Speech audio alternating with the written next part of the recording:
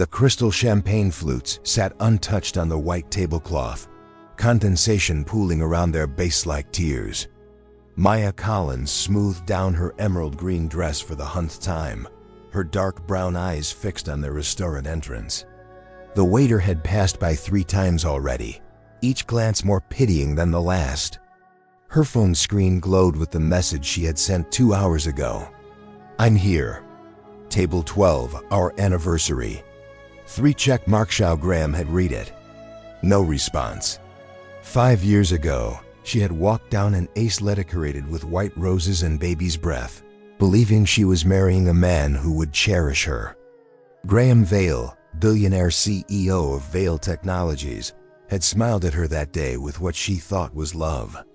Feuding had been featured in every major magazine. Their photo had graced the cover of Executive Ledger with the headline, "Tech Titan Finds His Queen."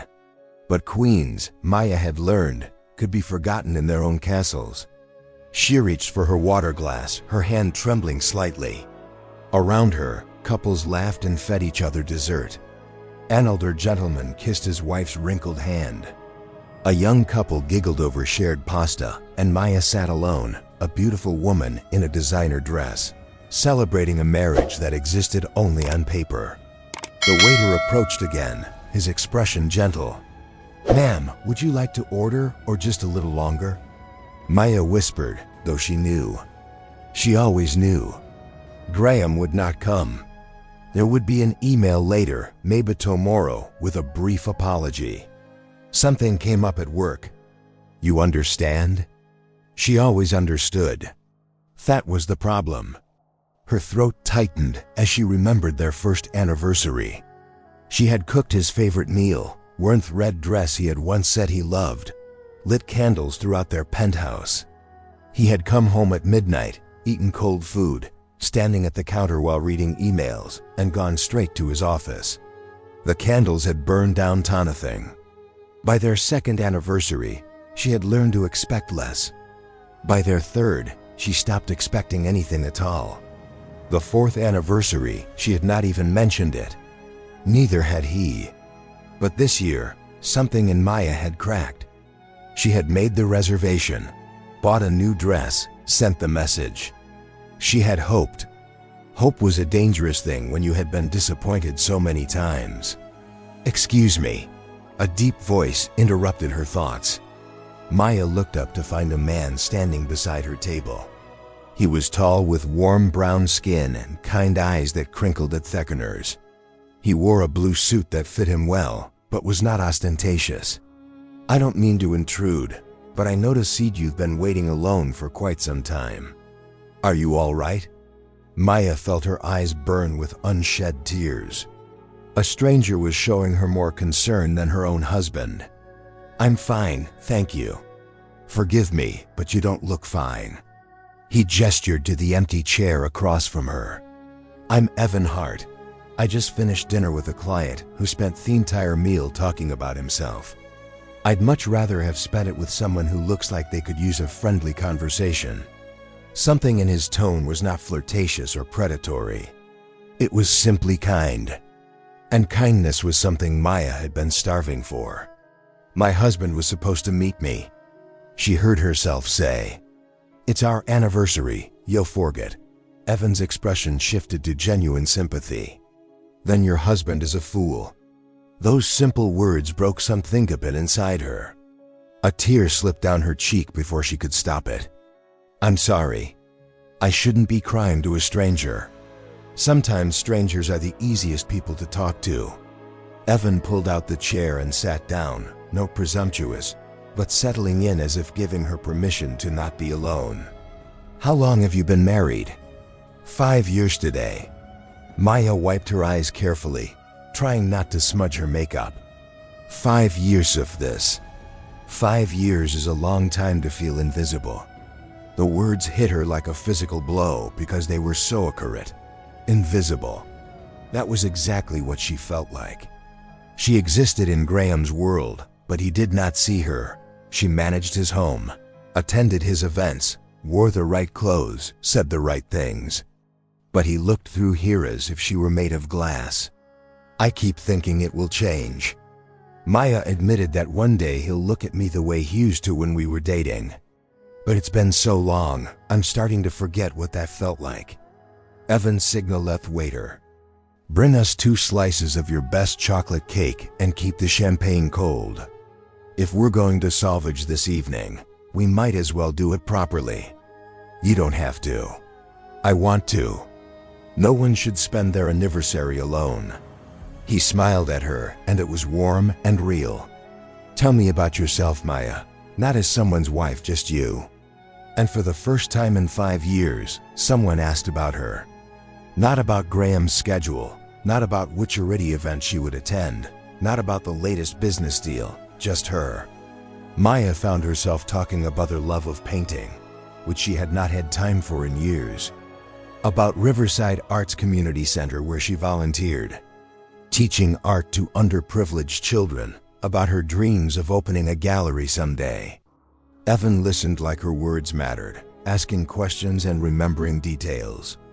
The chocolate cake arrived, and it was delicious.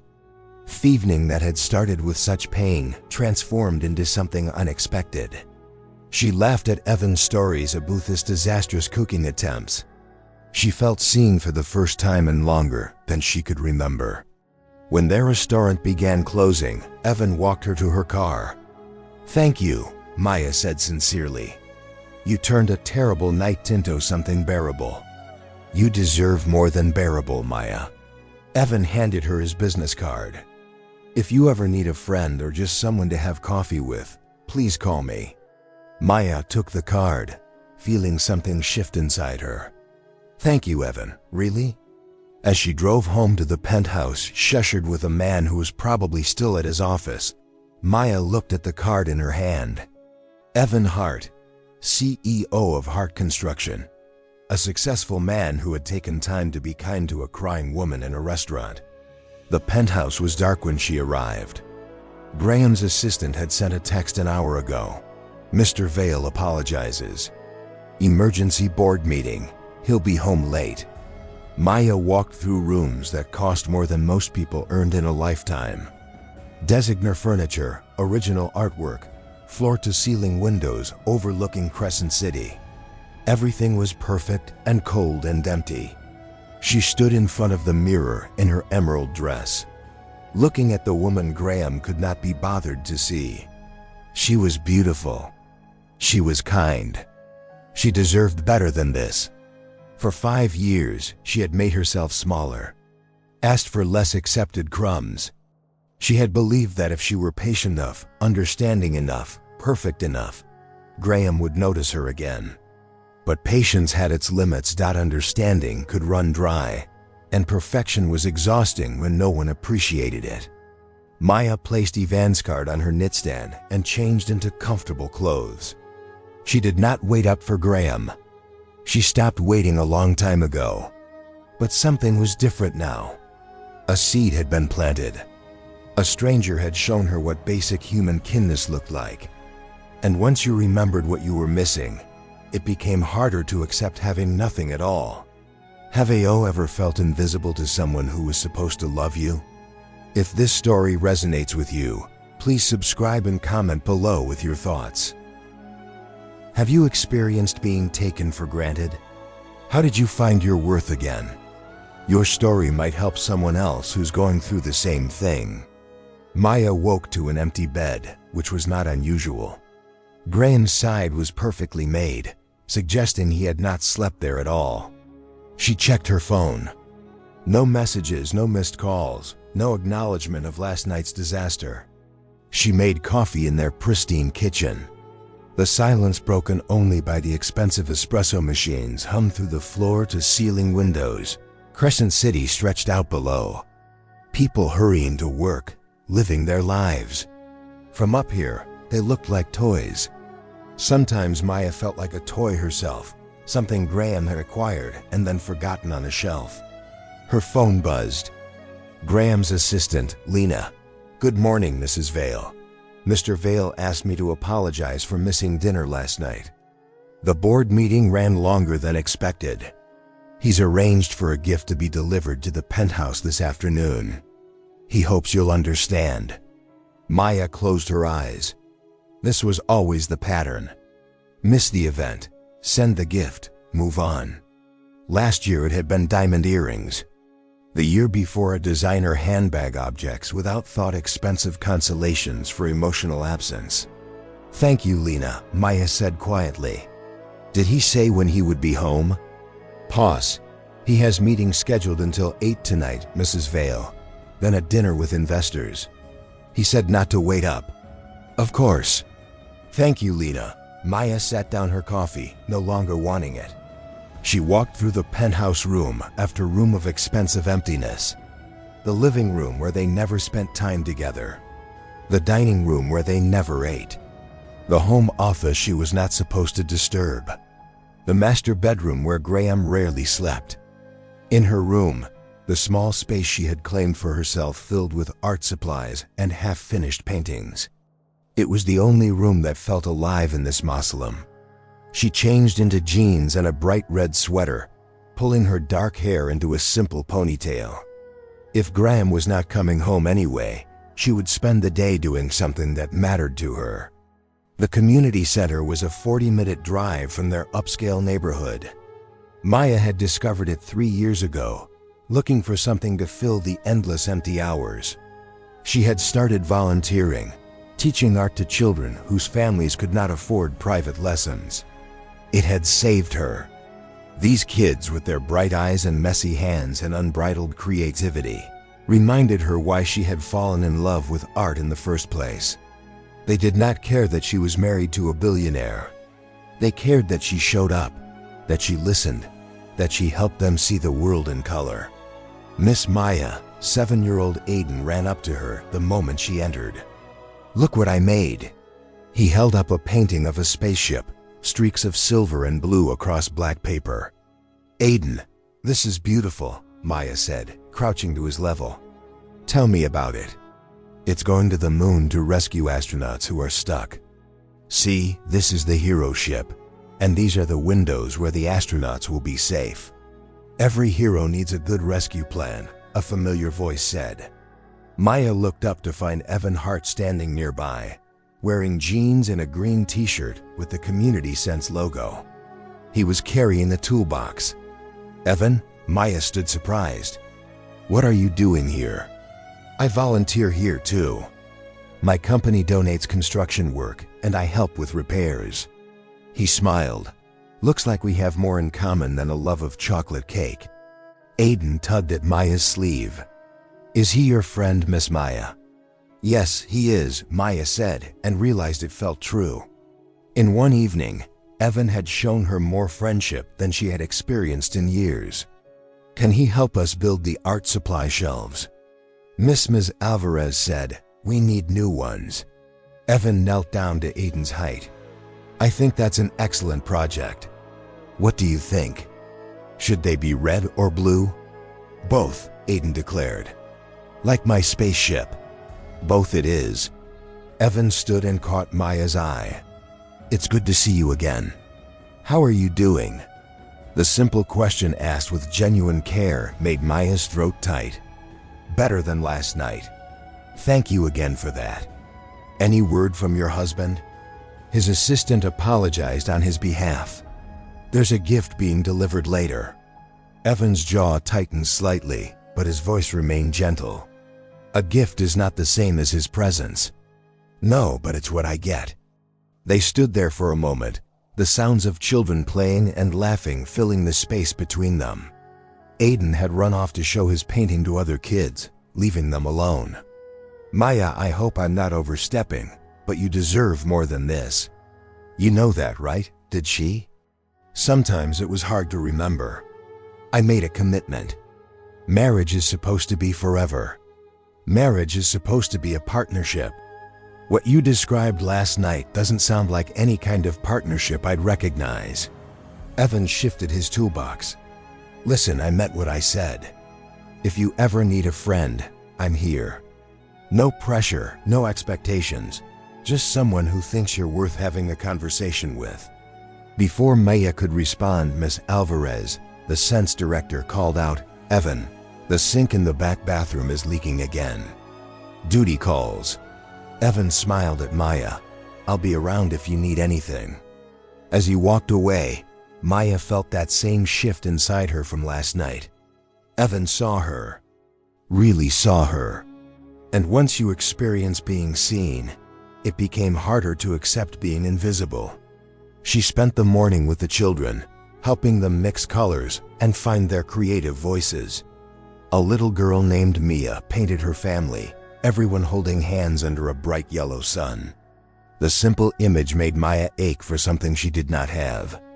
During lunch break, Evan found her sitting outside on a bench, eating a sandwich from the scent's small kitchen. Mind if I join you? He asked, please? Maya moved her bag to make room.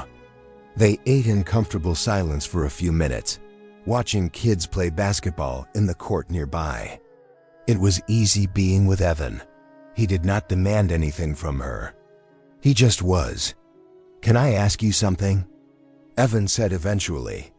And feel free to tell me, it's none of my business. Go ahead. Why did you marry him?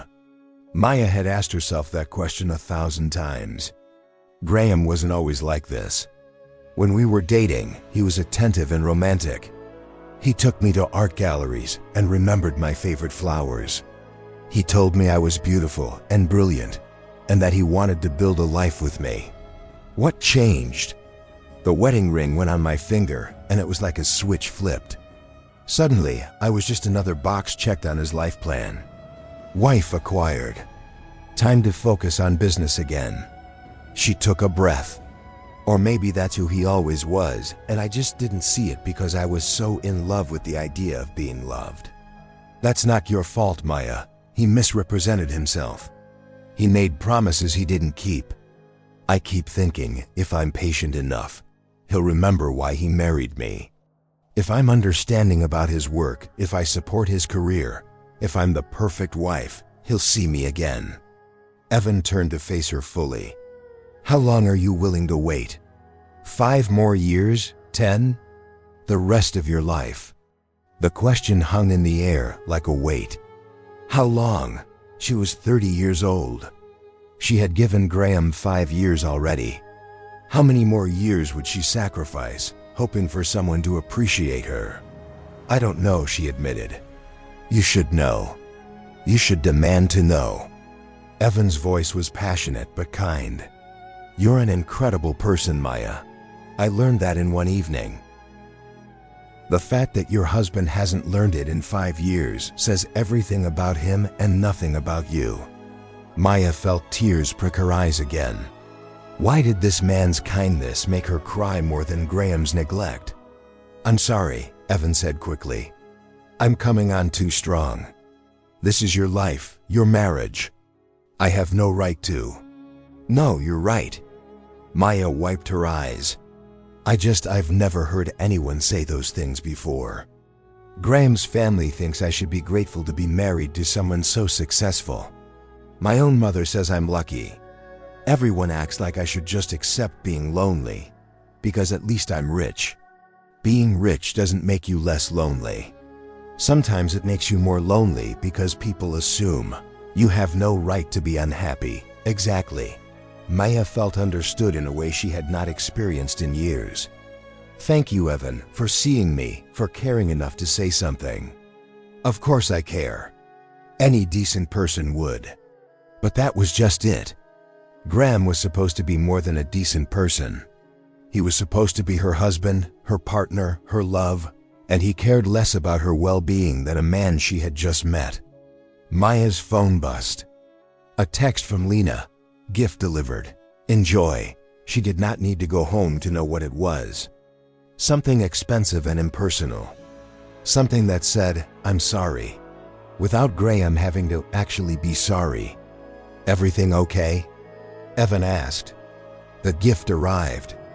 My consolation prize for being stood up on my anniversary. Evan's expression was troubled. Maya, I don't want to cause problems in your marriage.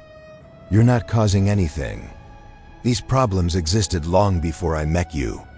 She stood brushing crumbs from her jeans. I should get back to the kids. They're doing self-portraits this afternoon. That sounds wonderful. I'll be around if you need anything. As Maya walked back inside, she thought about self-portraits. Looking at yourself clearly, capturing your truth. When was the last time Graham had really looked at her clearly? When was the last time he had seen her truth? The afternoon flew by in a blur of paint and laughter. The children's joy was infectious. By the time Maya packed up to leave, she felt more alive than she had in months. Evan was loading his tools into his truck when she walked out. Heading home? He asked. To an empty penthouse? That's not a home. That's just a building. He was right. A home required warmth, connection, love. The penthouse had none of those things. Drive safe, Maya. Evan closed his truck bed. I'll see you next week. I'll be here same time. As she drove home, Maya thought about the difference between last night's despair and today's cautious hope. Last night, she had been alone in a restaurant, forgotten and invisible. Today she had been surrounded by children who loved her and a new friend who saw her worth. The gift was waiting when she got home. A large box from an expensive jewelry store delivered with white gloves and a bow. Maya opened it to find a sapphire necklace that probably cost more than most people's cars. There was a note in Graham's assistant's handwriting. Sorry about last night. You deserve beautiful things. Maya held the necklace up to the light. It was stunning. It was also meaningless. She set it back in the box and closed the lid. Then she walked to her art room and pulled out a fresh canvas. She mixed paints until she found the perfect shade of emerald green, the color of the dress she had worn last night. And she began to paint. Not the sad woman in the restaurant. Not the invisible wife, but the woman she could become. The woman who knew her worth. The woman who deserved more than expensive apologies. The painting took shape slowly, her hands remembering rhythms she had almost forgotten. Creating something from nothing. Seeing possibility where others saw only blank space. Maybe that was what she needed to do with her life. Stop accepting the blank spaces Graham left and start creating something beautiful on her own. It was nearly midnight when Graham finally came home. Maya heard the door open, heard his footsteps heading straight to his office. Not to find her, not to apologize in person, just to his office, his real priority. She kept painting. 10 minutes later, his office door closed. She heard the lock click. He would sleep on the couch in there, like he often did. Maya painted until her eyes grew heavy.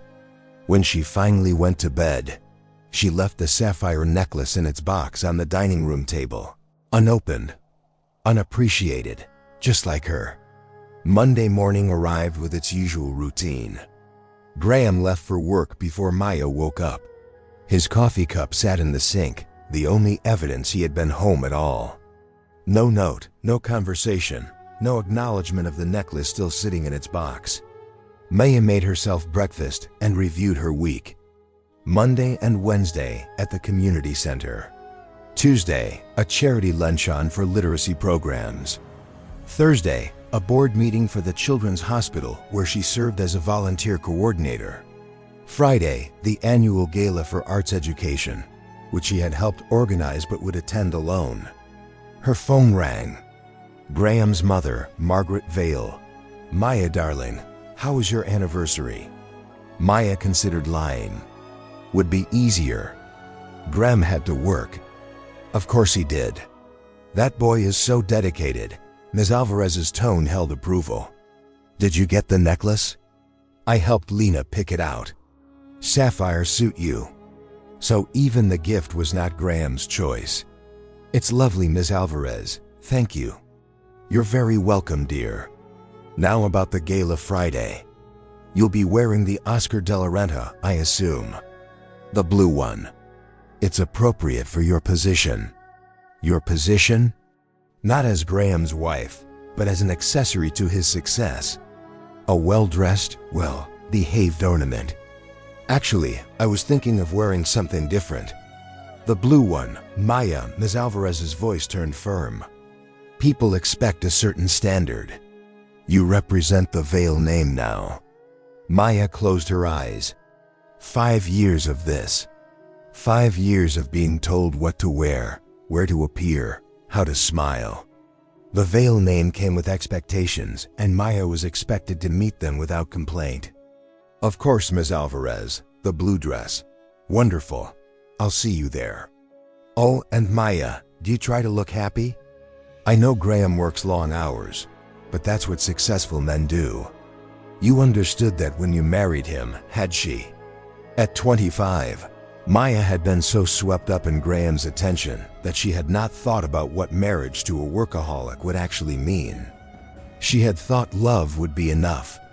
She had been wrong. After the call ended, Maya stared at her calendar. Every event marked in neat handwriting, every obligation fulfilled. She was the perfect wife on paper.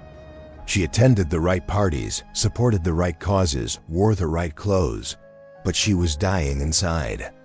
The community center that afternoon felt like coming up for air. Aiden ran to show her a drawing of his family at the beach. Mia asked for help mixing the perfect shade of purple. A teenager named Malik, who usually kept to himself, Shilly showed her his attempt at a landscape. "This is really good, Malik," Maya said, studying the careful brush strokes. "You have a strong sense of perspective." "You think so?" His face lit up. "I've been watching videos online trying to learn." "You're doing great. Keep practicing." She handed the painting back. "Have you thought about art school?" His expression dimmed. "Can't afford it, Miss Maya. I'll probably work construction after I graduate like my dad. There are scholarships, grants, programs specifically for talented students who need financial help." Maya pulled out her phone. "Give me your email. I'll send you some resources." "Really? You do that?" "Of course. Talent like yours shouldn't go to waste just because of money." Malik's smile could have lit up the room. As he walked away, eagerly typing his email into Maya's phone, Evan appeared beside her. "That was kind of you," he said. "It's not kind. It's basic human decency. He has talent. He should have opportunities. Most people wouldn't take the time." Maya shrugged. "Most people didn't grow up like I did. My family didn't have money for art classes. A teacher paid for me to attend weekend workshops out of her own pocket. She saw something in me and decided to invest. I'm just paying that forward." Evan studied her thoughtfully. "You don't talk much about your background. People assume that because I married Graham, I came from money. I didn't. My father was a postal worker. My mother cleaned houses. I got into art school on a full scholarship." She smiled wryly. "Ms. Alvarez still doesn't know that. She thinks I came from some respectable middle-class family. If she knew the truth, she'd probably have a heart attack." "Does Graham know?" "I told him when we were dating. He said it didn't matter that he loved me for who I was, not where I came from." Maya's voice turned bitter. "Turns out he loved the idea of me. Once I was actually his wife, he lost interest in who I actually am, his loss." Evan said it simply like a fact. They worked side by side that afternoon.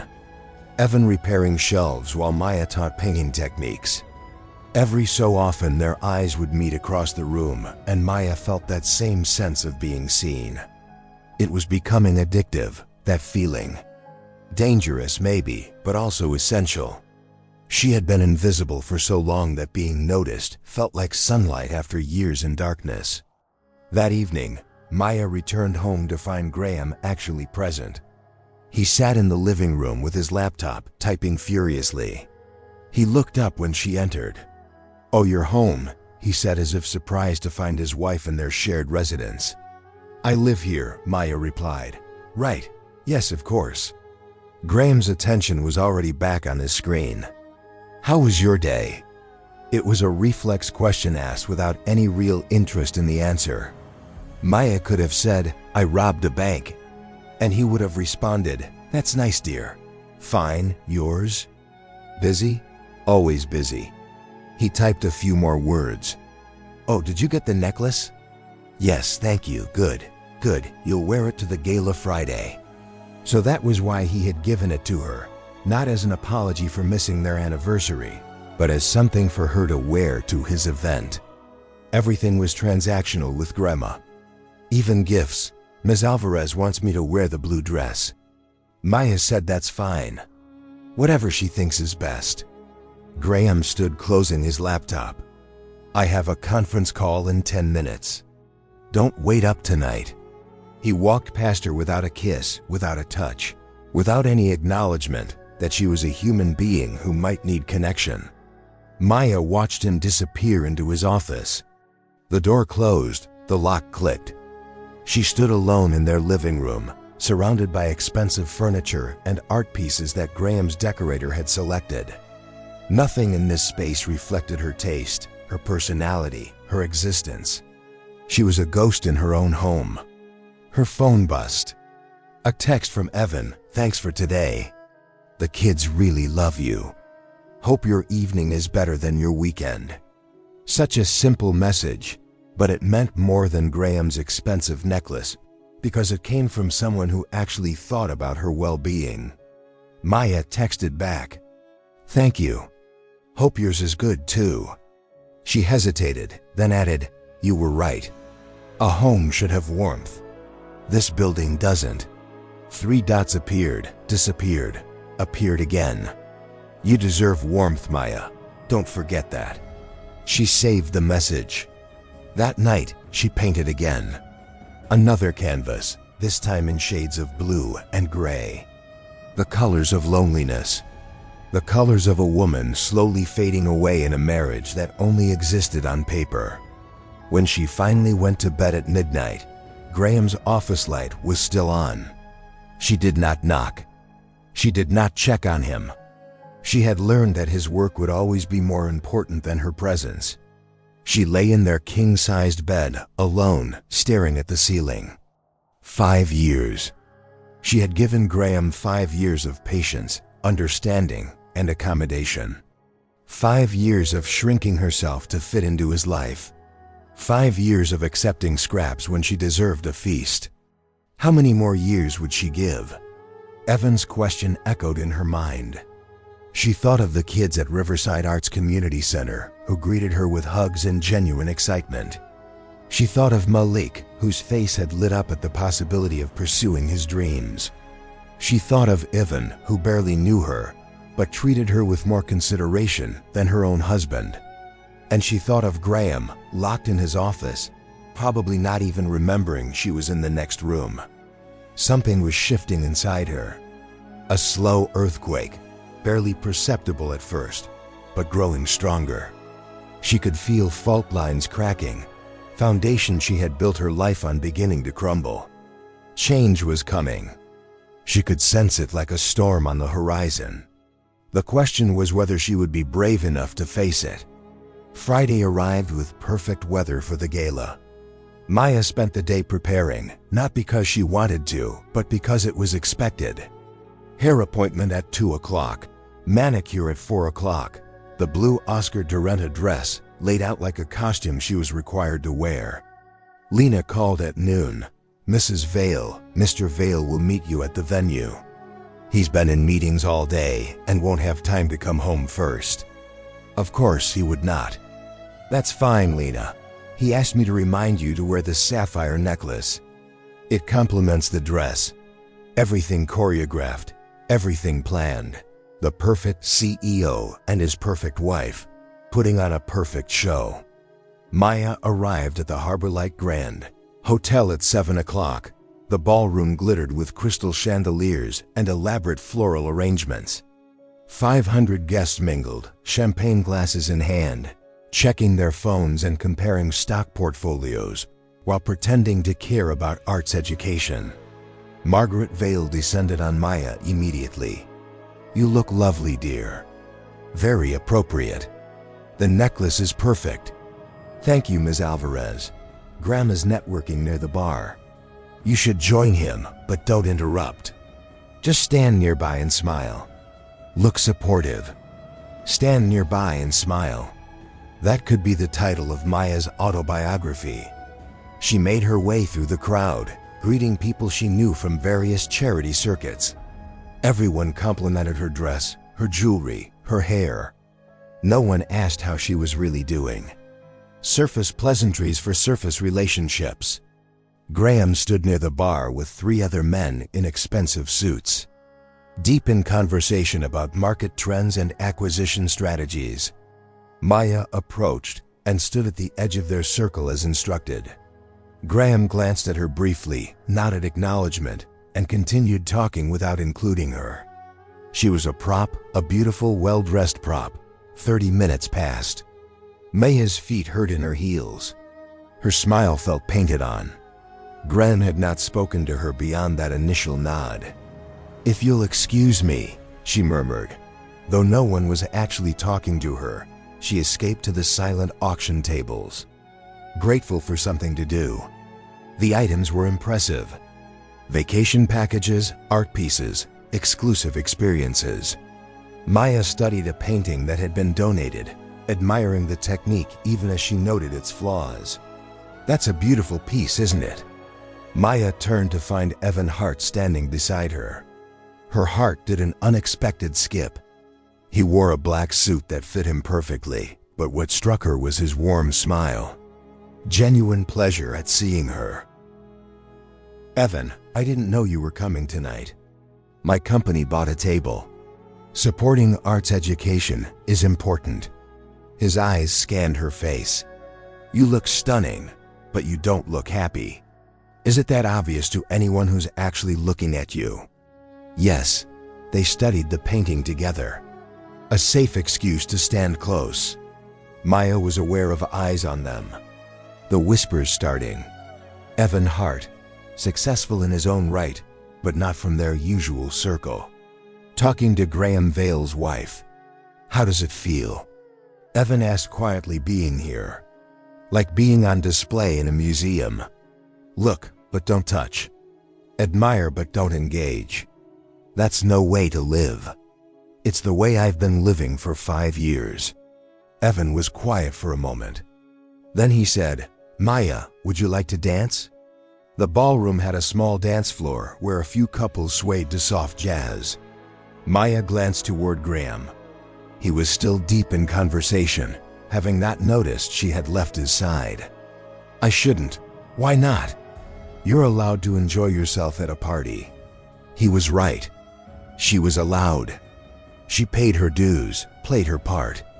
Why shouldn't she have one moment of pleasure? "Yes," Maya said, surprising herself. "I'd like to dance." Evan offered his arm and led her to the floor. His hand settled at her waist, warm and sure. Her hand rested on his shoulder. They began to sway to the music, and it felt like the first real breath Maya had taken all evening. "Better?" Evan asked. "Much better?" They danced without talking, just moving together to the rhythm.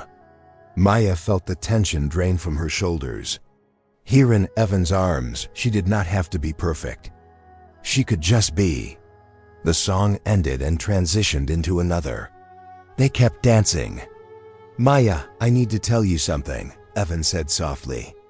"And I hope I'm not overstepping." "What is it?" "I can't stop thinking about you. Since that night at the restaurant, you've been on my mind constantly. The way you try to see the best in people. The way you light up with those kids. The way you deserve so much more than you're getting." Maya's breath caught. "Evan, I know you're married. I respect that. But I also see how your husband treats you, and it makes me angry. Not at you, but at the situation.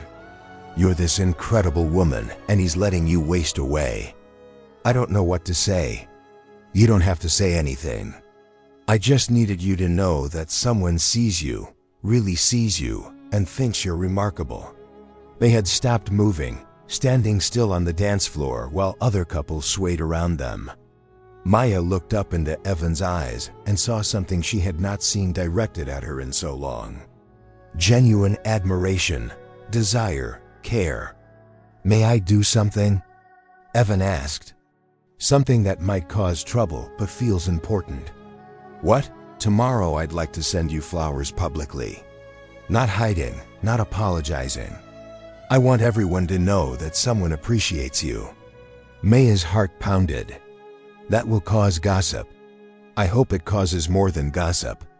I hope it causes your husband to wake up and realize what he has. It was bold. It was presumptuous. It was exactly what Maya needed someone to do. Okay, she whispered. Yes, Evan smiled, brilliant and warm. Thank you for the dance, Maya. He walked her back to the silent auction tables, gave a polite nod, and disappeared into the crowd. Maya stood there, her pulse racing, feeling more alive than she had in years. She did not notice Graham approaching until he was right beside her. Who was that? He asked, his tone strange. Maya looked at her husband. Really? Looked at him. When was the last time he had asked her a direct question about her life? A friend, Evan Hart, you danced with him? Yes, the floor was open for dancing. People were watching. People are always watching. That's what these events are for. Graham frowned, something flickering across his face that Maya could not quite read. I don't know him. How do you know him?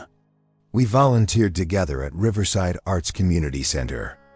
The place where you do that art thing? That art thing? Her passion reduced to a dismissive phrase. Yes, Graham. That place where I teach children to paint. Where I spend hours every week because I need something in my life that matters. He looked taken aback by her tone. She sounded different even to herself. Stronger, less willing to accommodate. I just think you should be careful, Graham said. About appearances, about who you're seen with. You mean I should stand silently by your side, smile when told, and never do anything that might draw attention? That's not what I meant, isn't it? That's what I've been doing for 5 years, Graham. Being the perfect invisible wife. You're being dramatic, am I? Tell me, what do I do on Mondays? Graham stared at her. What? Mondays? Where do I go? What do I do? He opened his mouth, closed it. You have activities. I volunteer at Riverside Arts Community Center. I teach painting to underprivileged children. I've been doing it for 3 years. You've never asked about it. You don't know any of their names. You don't even know what time I leave or when I come home. I've been busy. You've been busy for 5 years. Maya's voice remained calm, but there was steel underneath. You've been so busy that you forgot our anniversary. So busy that you send gifts through your assistant. So busy that you don't know anything about my life beyond what dress I'm wearing tonight. Maya, this isn't the place. Then when would be a good time for you to pay attention to your wife? Schedule it with Lena. Maybe she can fit me in between board meetings. She walked away before he could respond, her hands trembling with adrenaline.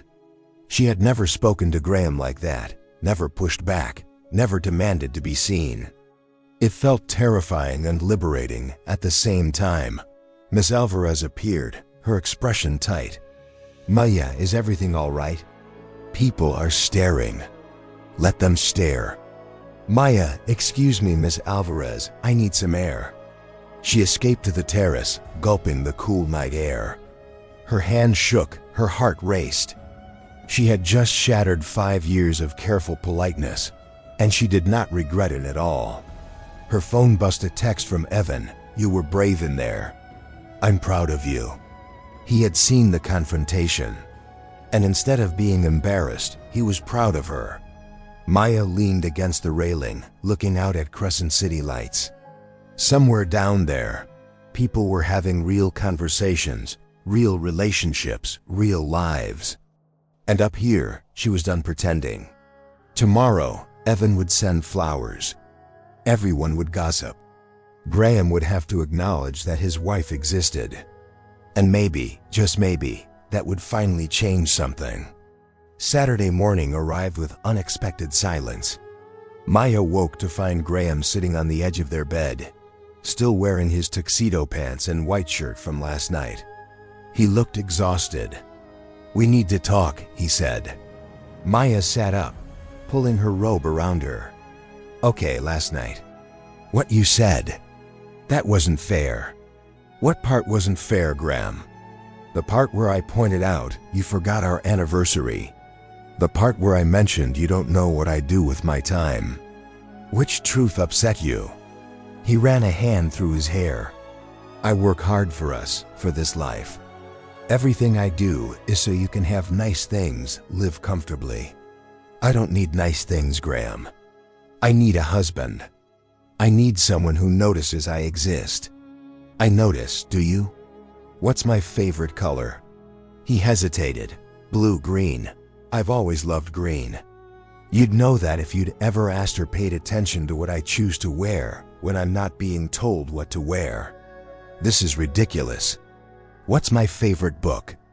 What kind of music do I listen to? What's the name of even one child I teach at Riverside Arts Community Center?" Maya watched him struggle to answer questions he should know effortlessly. "You can't answer any of those, can you? I've been focused on work for 5 years. You've been focused on work for our entire marriage." Maya's voice was calm now, past anger into something colder. "I accepted it. I accommodated it.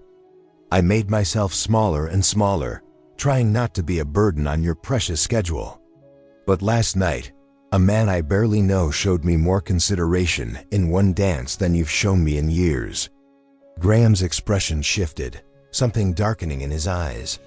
"That guy, Evan, his name is Evan Hart. He owns a construction company. He volunteers his time helping people. And yes, he notices I'm alive." "Are you?" Graham's jaw tightened. "Are you having an affair?" Maya almost laughed. "No, Graham, I'm not. I've been faithful to you despite the fact that you treat me like furniture. But I've also realized something important." "What?" "I deserve better than this. I deserve to be seen. I deserve conversations and attention and basic human consideration. And if you can't give me those things, maybe this marriage was a mistake." The words hung in the air between them. Graham stared at her as if she had spoken a foreign language. "You don't mean that," he said finally. "Don't I? What exactly am I getting from this marriage, Graham? Money? I never cared about money status. I don't enjoy these society events. What am I getting that makes being invisible worth it? You're my wife in name only. We don't talk. We don't spend time together. We barely live in the same space. How is that a marriage?" Graham stood, pacing to the window. "I've been building something. The company is on the verge of major expansion. This year is critical. Every year is critical. Every deal is important. Every meeting is urgent. When does it end, Graham? When do I matter more than your stock portfolio?" He turned to face her, and for the first time in years, Maya saw actual emotion in his eyes. "Fear. Are you saying you want a divorce?" Did she? The word felt huge, terrifying, but also freeing. "I'm saying something needs to change. Fundamentally change, because I can't keep living like this." Before Graham could respond, the doorbell rang. They both froze. "Are you expecting someone?" Graham asked. "No." He left the bedroom. Maya heard him open the door, heard a brief exchange of voices, then silence. Curious, she got up and walked to the living room. Graham stood in the doorway holding the most spectacular bouquet of flowers Maya had ever seen.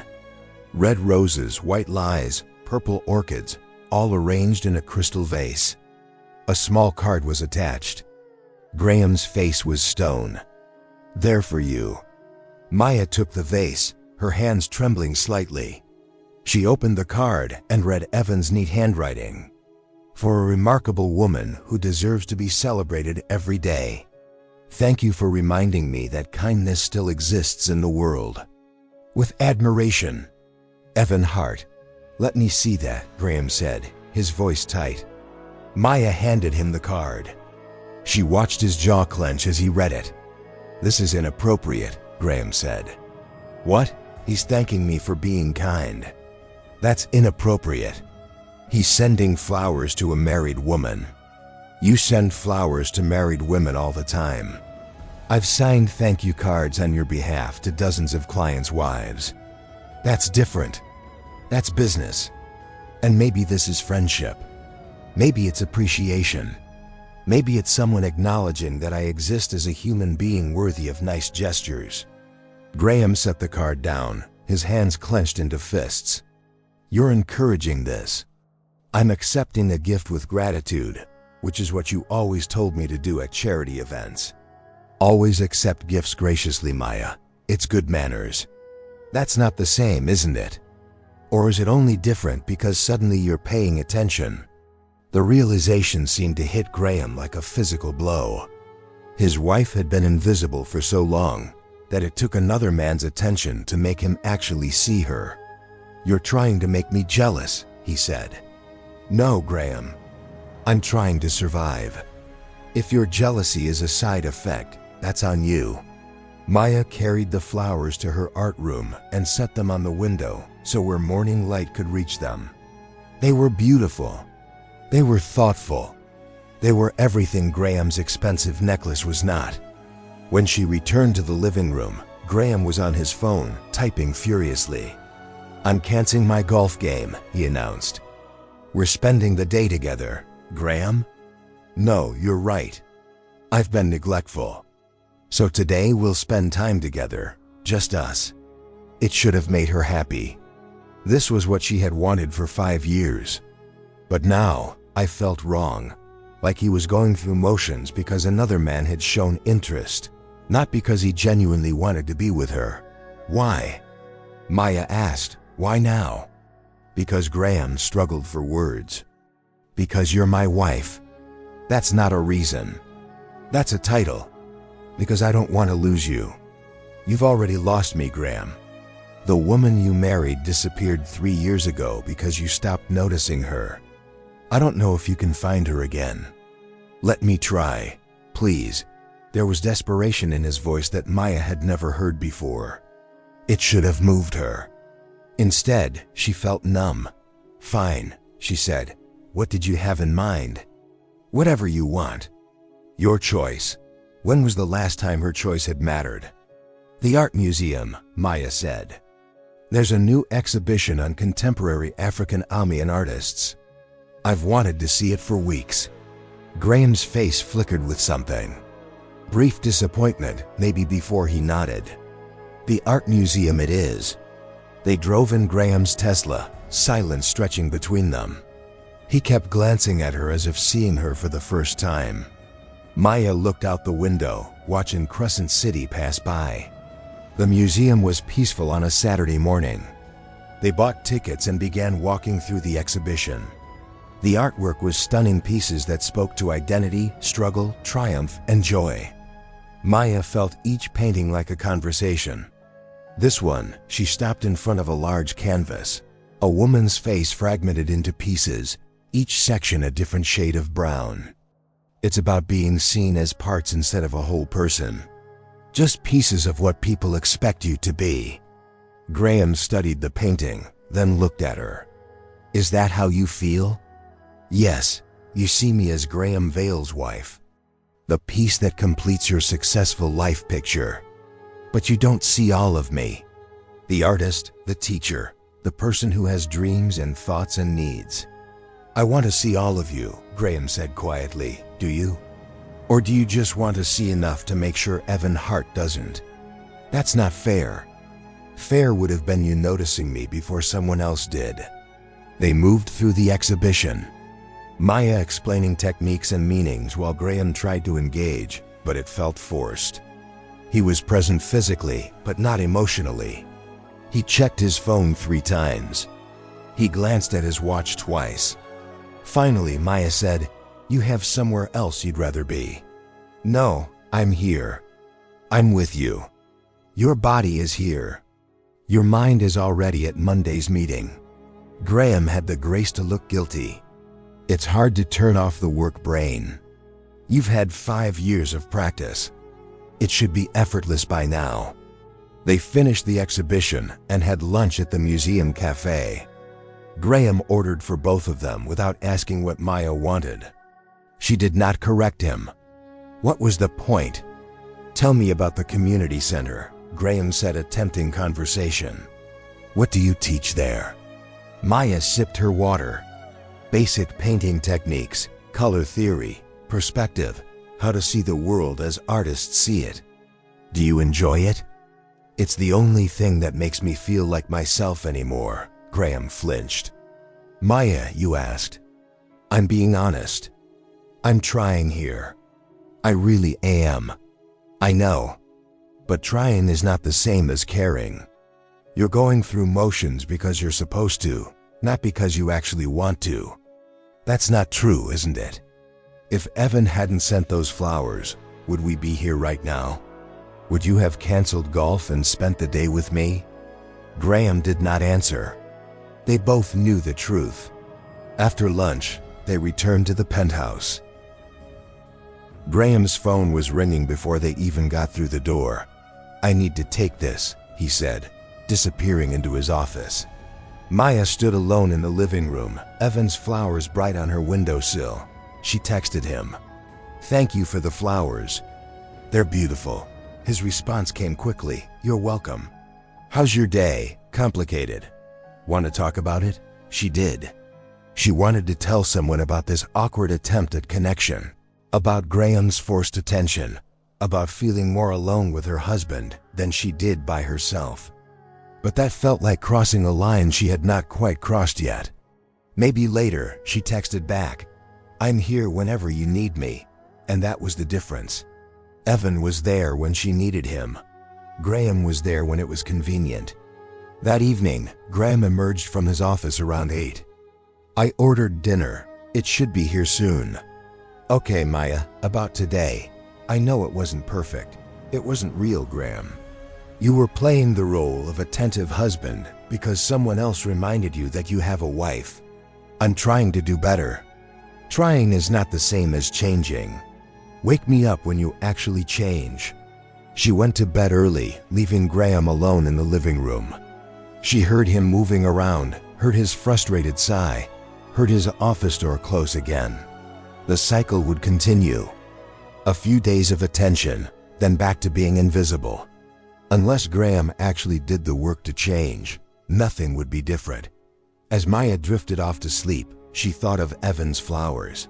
Such a simple gesture, but it meant everything because it came from someone who saw her, valued her, wanted to make her happy. She deserved that. She deserved to be celebrated. And if Graham could not do it, maybe it was time to find someone who could. If you've ever questioned your worth in a relationship, you're not alone. Sometimes we need an outside perspective to see what we've been accepting. Have you subscribed yet? This story gets deeper, and I'd love to hear your thoughts in the comments. What would you do in Maya's situation? Monday morning came with relief. Maya could escape to Riverside Arts Community Center, back to a place where she felt valued. Graham had left early again, leaving only a note. Let's talk tonight, please. She crumpled the note and threw it away. The kids greeted her with their usual enthusiasm. Aiden showed her a new space drawing. Mia needed help with shading techniques. Malik reported that he had applied for 3 scholarship programs Maya had recommended. That's wonderful, Malik, Maya said, genuinely proud.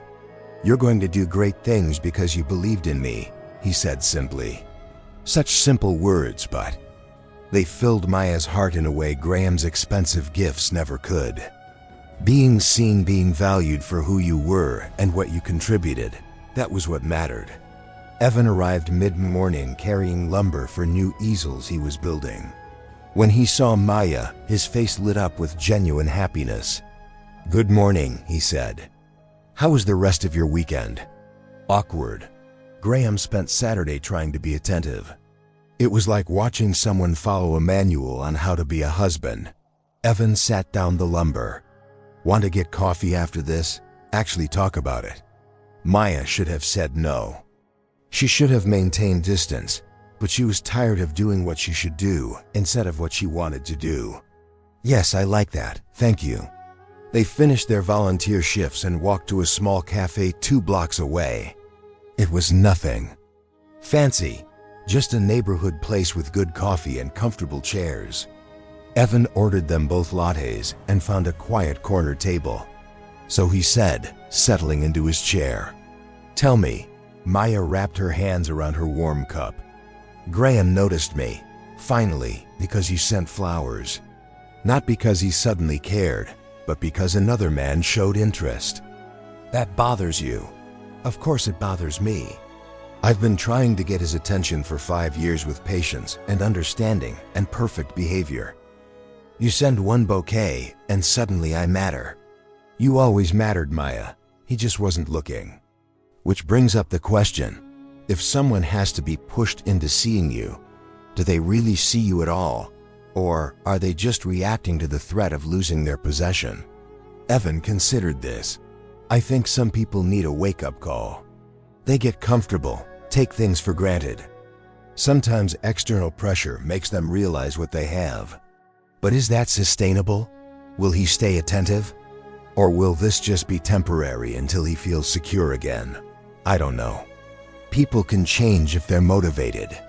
The question is, whether Graham is motivated by keeping you or by winning against a perceived rival." Maya sipped her latte. "You're very wise for someone who just met me. I pay attention. And I think you already know the answer to your own question. You just don't want to face it yet." He was right, she did know. Graham was motivated by competition, not love. He wanted to win, not to change. "Can I ask you something?" Maya said, "Why do you care? You barely know me. You could have just moved on after that first night." Evan leaned forward, his brown eyes serious. "You want the honest answer?" "Always. Because the world has enough people being ignored and overlooked. Because someone as remarkable as you should never feel invisible.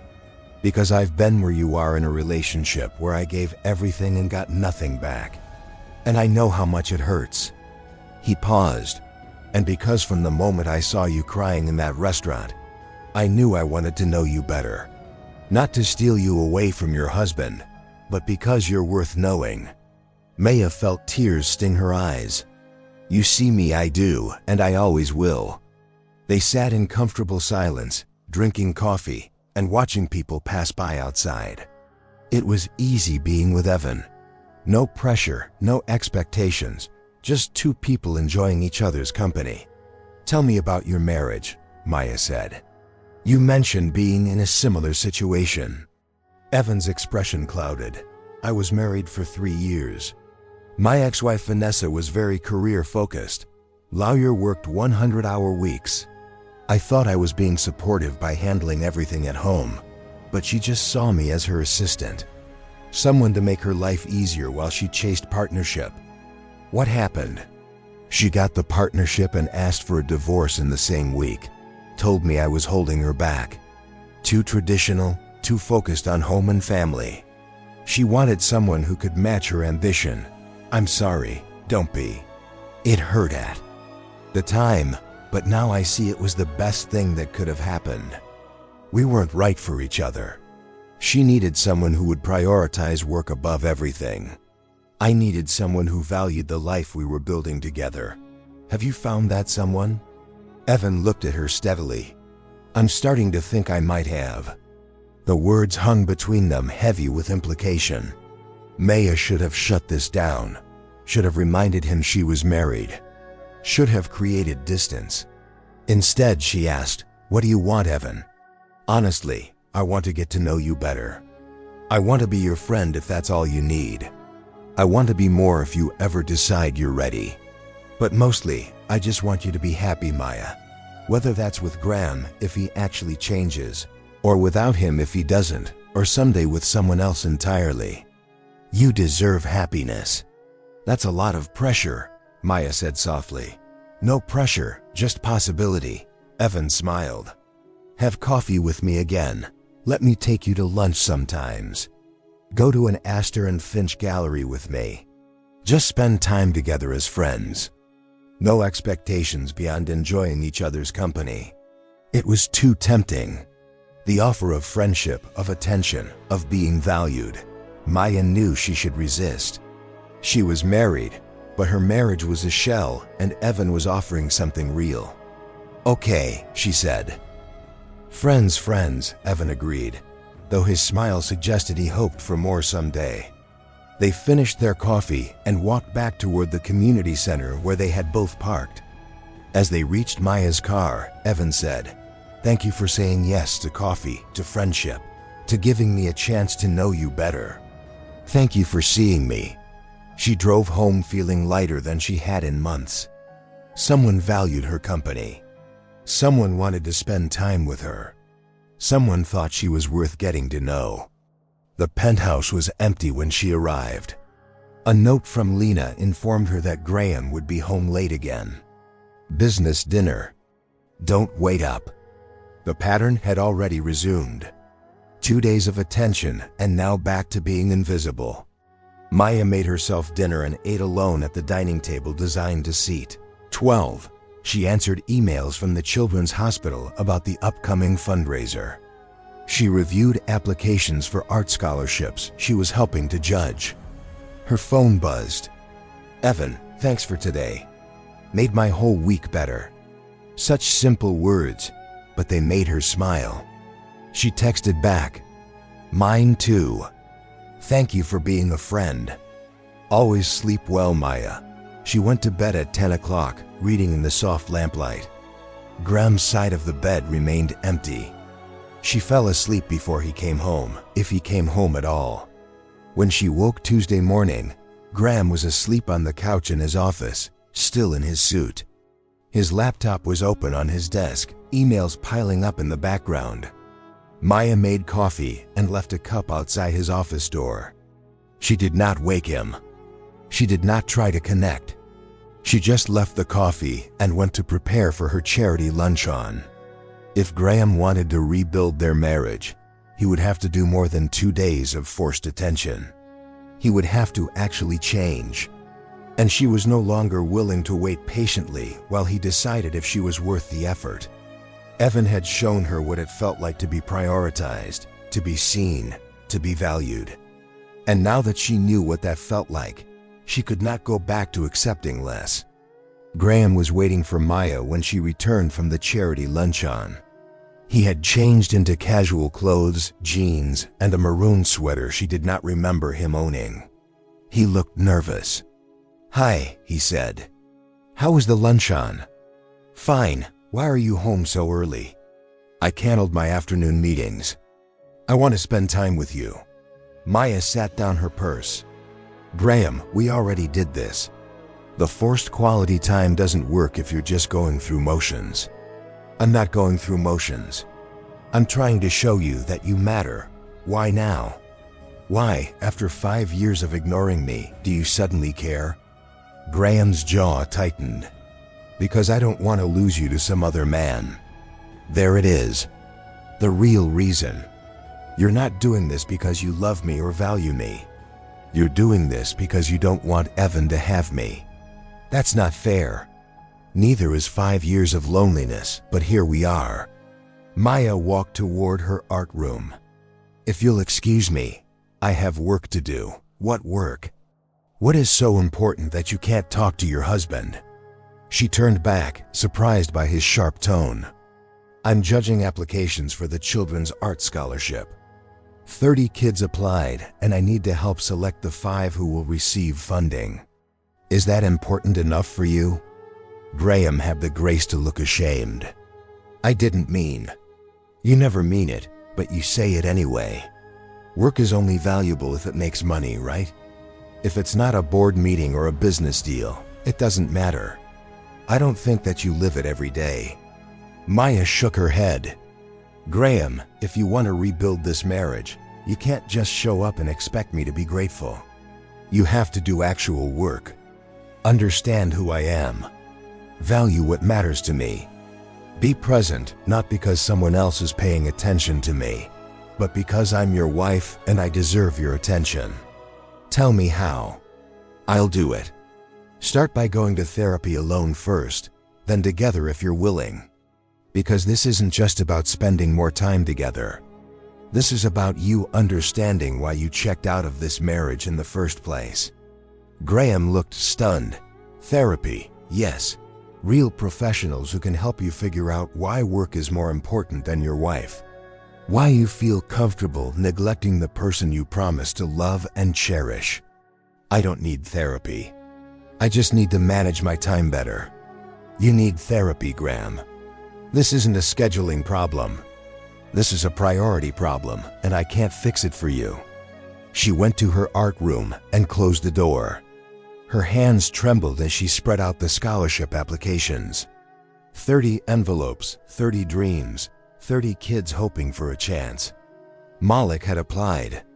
His application included a portfolio of his work, each piece showing remarkable growth. His essay made Maya's eyes sting with tears.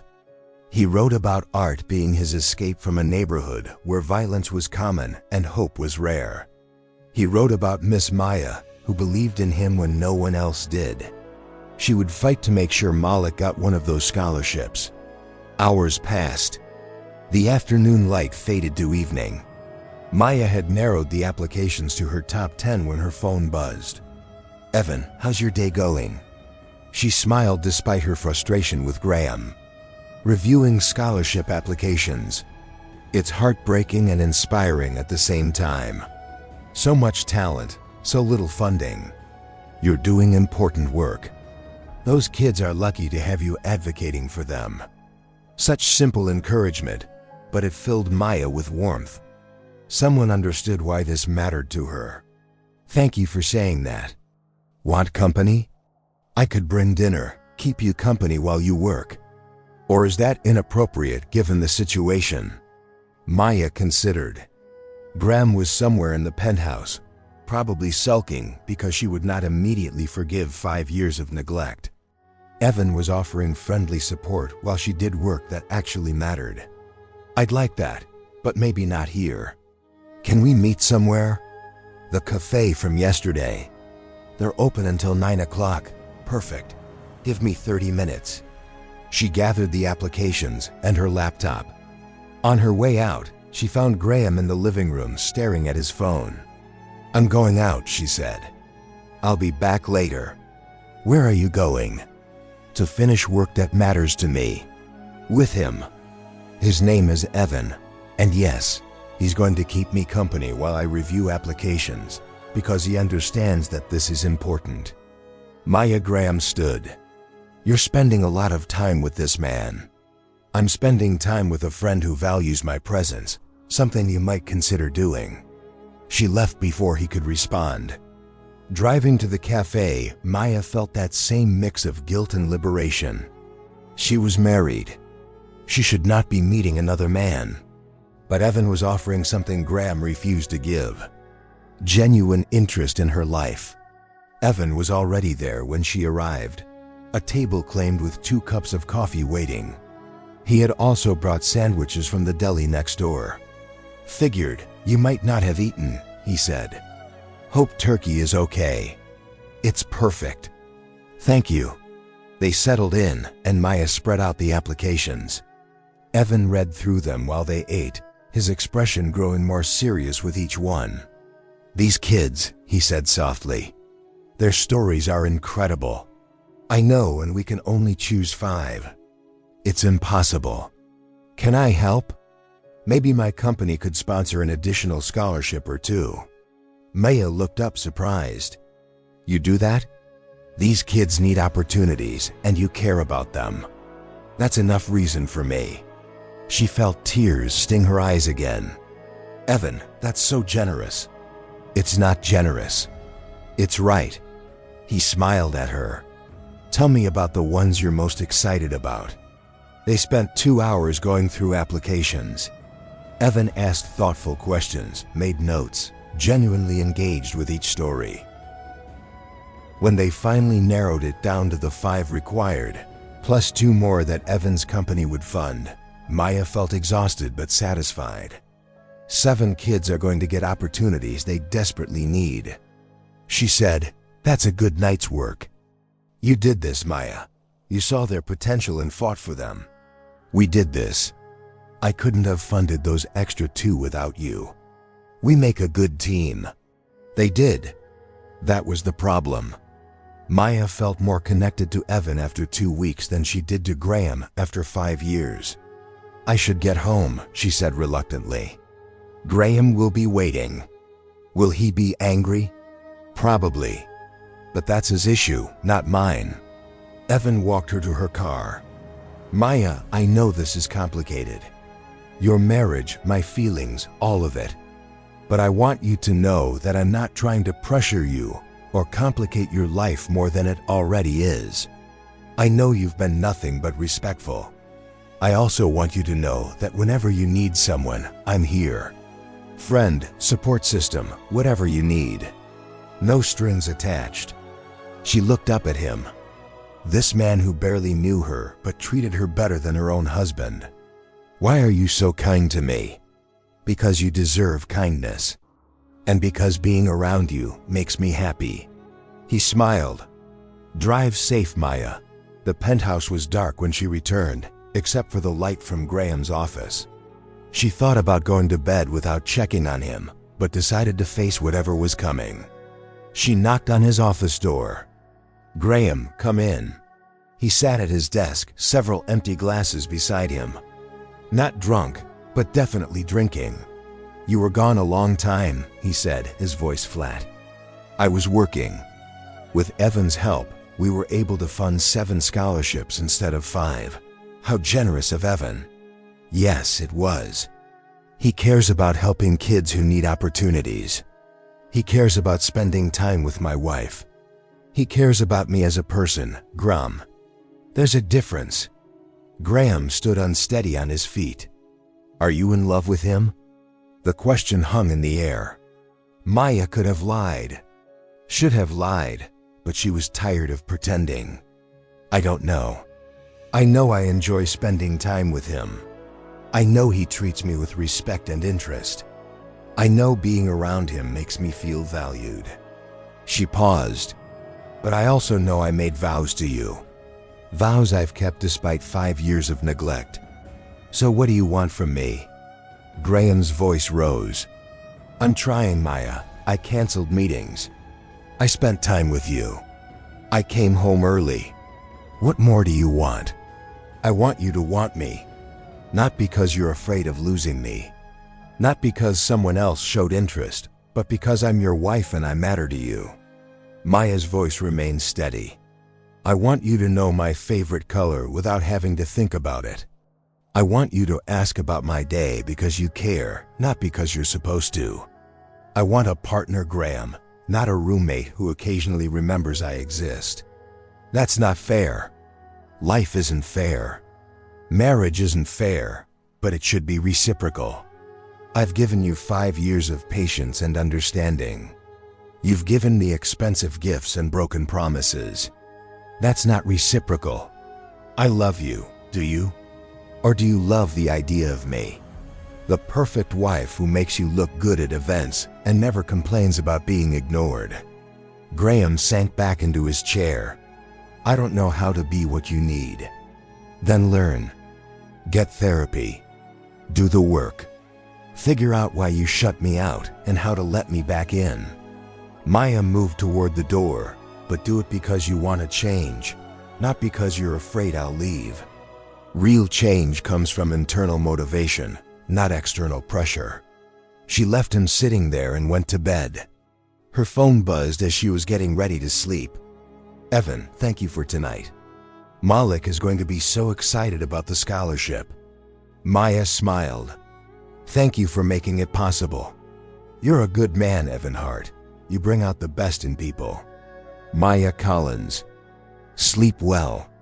She did sleep well, better than she had in weeks, because for the first time in 5 years, she was prioritizing her own needs. She was demanding better. She was refusing to settle. And if Graham could not rise to meet her standards, then maybe it was time to admit their marriage was over. The thought should have terrified her. Instead, it felt like possibility. The next few weeks fell into a strange pattern. Graham tried to be more present, but it was surface level. He came home for dinner twice a week, always distracted by his phone. He asked about her day, but did not really listen to the answers. He was performing the role of attentive husband without actually doing the work to become one. Meanwhile, Evan became a steady presence in Maya's life. Coffee after volunteering, lunch when she had free time, Astor and Finch gallery visits where he listened to her thoughts about technique and meaning. He remembered details. He asked follow-up questions. He showed up. Maya knew people were talking. Charity event gossip spread fast. Ms. Alvarez had called twice with thinly veiled warnings about appearances and reputation. Graham's colleagues were probably discussing his wife's friendship with another man. She stopped caring what people thought. Malik got his scholarship letter on a Wednesday. Maya was there when he opened it, and his face transformed with joy. His mother cried. His younger siblings danced around the room. "I'm going to art school," Malik kept saying like he could not quite believe it. "Miss Maya, I'm really going." "You're really going?" She confirmed, tears streaming down her own face. "You earned this, Malik. Your talent, your hard work, your dedication. This is all you. But you believed in me first. You saw something when no one else did." After the celebration died down, Maya called Evan to tell him the news. He was as excited as she was. "This is why the work matters." Evan said, "Malik is going to change his whole life trajectory because someone gave him a chance. Because you gave him a chance. You funded the extra scholarships. We did it together. Like everything is better when we do it together." The words settled warm in Maya's chest. They did work well together. They balanced each other. Evan's practical problem solving complemented her creative vision. His steady presence grounded her emotional nature. They fit in a way she and Graham never had. Evan, Maya said carefully, "I need to be honest with you about something. Always, I'm falling for you. I've been trying to honor my marriage vows. But the more time I spend with you, the more I realize what I've been missing. You see me, you value me. You make me feel like I matter." Silence on the line. "Then Maya, I've been in love with you since that first night in the restaurant. Watching you cry over being forgotten, knowing you deserved so much better. I tried to just be your friend to support you without complicating things. But I'm in love with you. I need to end my marriage. Are you sure? I don't want to be the reason." "You're not the reason. Graham is the reason. 5 years of neglect is the reason. You just showed me what I deserve. But I need to do this properly. I need to talk to Graham. Make decisions about our life together." She took a breath. "I'm going to ask for a separation. I'll support whatever you need. Take your time. Do this the right way for you." That night, Maya waited for Graham to come home. He arrived at 7 o'clock earlier than usual, looking exhausted. "We need to talk," Maya said before he could disappear into his office. Something in her tone made him pause. "Okay, let me just know, we talk now." They sat in the living room, an expensive couch between them like a chasm. "I want a separation," Maya said. No preamble, no softening the blow, just truth. Graham's face went pale. "What? I want a separation. A trial period where we live apart and figure out if this marriage is salvageable because of him. Because of Evan, because of us, Graham. Because we don't have a marriage. We have a legal contract and shared real estate. That's not enough. I've been trying. You've been performing. There's a difference. You come home for dinner, but spend the whole meal on your phone. You ask about my day, but don't listen to the answer. You're present physically, but absent emotionally. I can do better. Can you really? Because I've been waiting 5 years for you to do better and nothing has changed. The only difference now is you're afraid of losing me to another man. That's not love, Graham. That's possessiveness. You stood pacing. So that's it. You're just giving up. I'm not giving up. I'm recognizing reality. We're not happy. We barely know each other anymore. We exist in the same space, but we're not partners. What about our vows? For better or worse, what about them? Have you honored your vows? The part about cherishing me? The part about being faithful? At his shocked expression, she continued, not physically unfaithful, but emotionally unfaithful. Your first love has always been work. I'm a distant second. That's not true. Prove it. Tell me 3 things I'm passionate about that aren't related to you or your career. Graham opened his mouth, closed it, struggled to answer. You can't, can you? After 5 years of marriage, you can't name 3 things your wife cares about. Maya's voice was sad now, past anger into resignation. Evan could answer that question. He's known me for a few weeks, and he understands me better than you do after 5 years. So you're leaving me for him. I'm leaving because I deserve better. Whether that's with Evan or alone or eventually with someone else entirely, I don't know. But I know I can't keep living like this. Graham sank onto the couch, his head in his hands. I don't want to lose you. You already lost me, Graham. You lost me 3 years ago when you forgot my birthday. You lost me every time you chose a business dinner over our plans. You lost me every time you looked through me instead of at me. We can fix this therapy like you said. I'll go. I'll make time. It's too late. I'm done waiting for you to decide I'm worth your time. Maya, please. There were tears in his voice now. Don't give up on us. She felt something crack inside her chest, but it was not breaking. It was opening like a door that had been stuck shut, finally swinging wide. I gave you 5 years, Graham. 5 years of chances, 5 years of patience, 5 years of making myself smaller so I wouldn't be a burden on your precious schedule. She stood. I'm done shrinking. I deserve to take up space. I deserve to be someone's priority. And if you can't give me that, then I need to find someone who can. Where will you go? I'll stay in the guest room for now. Then I'll find an apartment. We can work out the details with lawyers.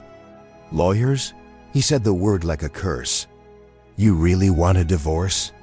I want a separation first. Time to figure out if there's anything left to save.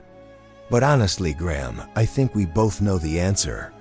She walked away, leaving him sitting there in her art room, surrounded by canvases and colors. Maya let herself cry.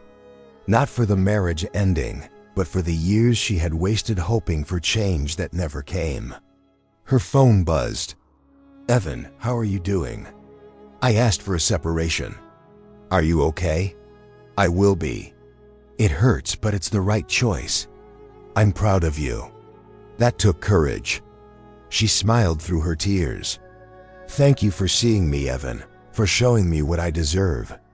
You deserve everything good in this world, Maya. I hope you know that. She did know. Finally, after 5 years of doubt and diminished self-worth, she knew. Over the next few days, Maya moved into the guest room. She contacted a lawyer to discuss separation terms. She told Ms. Alvarez about her decision and endured the woman's disappointment and criticism with calm indifference. Graham tried several times to talk her out of it, but his arguments were always the same. He would do better. She should be patient. They should keep trying. Never, I love you for who you are. Never, I see how I've hurt you. Never, I understand why you need this. The day Maya signed the lease on a small apartment downtown, she felt lighter than she had in years. It was not much, just a 1-bedroom with good light and space for her easel. But it was hers, her space, her choice, her life. Evan helped her move her things on a Saturday. Graham was conveniently away on business, making it easier for everyone. Box after box of her belongings, her art supplies, her books, her dreams that had been packed away for too long. "This place has good bones," Evan said, looking around the empty apartment. "You'll make it beautiful." "It already is beautiful because it's mine." He smiled at her, warm and proud. "What now?" "Now I figure out who I am outside of being Graham Vale's wife. I paint, I teach, I live, and us." Maya looked at this man who had seen her when she was invisible, who had valued her when she felt worthless, who had shown her what genuine care looked like. "I need time," she said honestly, "to process the end of my marriage, to figure out who I am as just Maya, not as someone's wife. But I want there to be an us, Evan. When I'm ready, I'll wait however long you need." "That's not fair to you." "It's completely fair because being in your life at all is a gift. Friend, partner, whatever you need me to be, I'm here." She kissed him, then soft and brief. A promise of possibility. 3 months passed. Maya's apartment transformed into a real home. Walls covered with her artwork, shelves full of books she actually wanted to read. She painted more than she had in years, canvases expressing emotions she had suppressed for too long. The separation papers were filed. Graham's lawyer contacted her lawyer with settlement offers. Everything was cordial and professional and sad. Maya threw herself into her work at Riverside Arts Community Center. Malik started art school and came back to volunteer on weekends, inspiring younger kids the way she had inspired him. Mia's work improved dramatically. Aiden got accepted into a magnet school with a strong arts program. And Evan was there, not pushing, not demanding, just present. They had dinner twice a week, went to museums, talked about everything and nothing. He was patient with her healing process, respectful of her need for space. She was falling deeper in love with him every day. Graham, meanwhile, seemed lost. Lena reported that he was working even longer hours, throwing himself into deals and acquisitions. Ms. Alvarez called Maya regularly, trying to guilt her into reconsidering. "You're throwing away a perfectly good marriage over a few rough years." 5 years isn't a few rough years, Ms. Alvarez. It's a pattern. All marriages have patterns. You work through them. I tried for 5 years. He wouldn't meet me halfway. Graham showed up at her apartment one evening without warning. Maya almost did not let him in, but curiosity won. "I've been going to therapy," he said, standing awkwardly in her living room. "Like you suggested." "That's good, Graham. I hope it helps you. It's made me realize some things about my father, about expectations, about using work to avoid emotional intimacy." Maya gestured to the couch. They sat at opposite ends, the distance between them more than physical. "Dr. Levin says, I have avoidant attachment. Graham continued that I learned early that emotions were inconvenient. So I focused on achievements instead. Work was safer than relationships because you can control work outcomes." "That makes sense." "I didn't mean to hurt you, Maya. I genuinely thought I was being a good husband by providing financial security. I thought that was what mattered. I know, but money isn't love. Expensive gifts aren't attention. You gave me everything except what I actually needed." Graham's hands twisted together. "Dr. Levin asked me if I even know you, really know you, and I had to admit I don't. I married you because you were beautiful and kind and made me feel good. But I never did the work to actually know who you are as a person."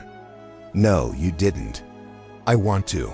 No, I want to know your favorite color is green. That you volunteer at Riverside Arts Community Center teaching art. That you care about scholarships for underprivileged kids. That you're passionate about contemporary African American artists." He looked at her. "I've been reading about all of it, trying to understand what matters to you." Maya felt a pang in her chest, but it was not the hopeful kind. "Graham, that's wonderful that you're learning." "Really? But it's too late, is it? Can't I prove I've changed?" "Change takes time. Years, maybe." And I can't wait years to see if you'll actually become the partner I need. I've already waited 5 years. So that's it. You're choosing him. I'm choosing me, Graham. Me and my happiness and my future. Evan is part of that future.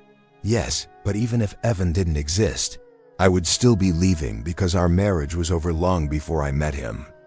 Graham's eyes were red. I love you. I know I didn't show it, but I do love you. I believe you, but love isn't enough if it doesn't come with action. You loved me from a distance for 5 years. I need someone who loves me up close, who sees me every day and chooses me every day. I can be that person now. Maybe you can for someone else someday when you've done the work and really changed. But not for me. Too much hurt has happened. Too much neglect. I can't trust that your change is real and not just fear of losing. They sat in silence for a long moment. Outside Crescent City hummed with life. People living, loving, choosing their own paths. When did you stop loving me? Graham asked quietly. Maya considered the question. I don't think I stopped, but the love changed. It went from passionate hope to patient waiting, to sad acceptance to nothing at all. You can only love someone from a distance for so long before the distance becomes all there is. I'm sorry for all of it. For not seeing you, for taking you for granted. For wasting 5 years of your life. They weren't wasted. I learned what I need in a partner, what I won't accept. How to value myself even when others don't. She smiled sadly. You taught me important lessons, Graham, just not the ones you intended. He stood, recognizing there was nothing left to say. I hope he makes you happy. I hope he gives you everything I couldn't. He already does every day. After Graham left, Maya texted Evan, Are you free? I need to see you. He arrived 30 minutes later with Chinese takeout and that smile that made her feel warm and safe. Graham came by. She told him over fried rice and spring rolls. He's in therapy. He's trying to change. Evan set down his chopsticks. How do you feel about that? Sad, proud of him for trying, but also certain that it's too late for us. You're sure? Completely. Even if he becomes everything he should have been, too much damage has been done. I can't go back to that marriage. I don't want to. Evan took her hand. What do you want? This a partner who sees me, who values my time, who knows my dreams and supports them, who shows up not because he's afraid of losing me, but because being with me makes him happy. Being with you makes me incredibly happy. Then stay for as long as you want. Build something real with me.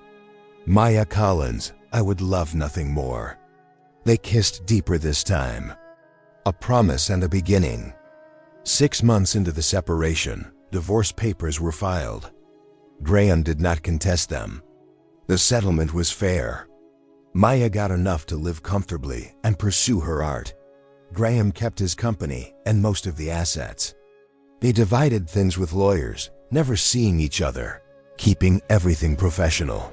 Ms. Alvarez was livid, but Maya no longer cared about Ms. Alvarez's approval. Her mother was disappointed, but eventually accepted that her daughter's happiness mattered more than status. Evan was everything Graham had not been. He showed up for community center events. He helped hang lights for the kids' art exhibition.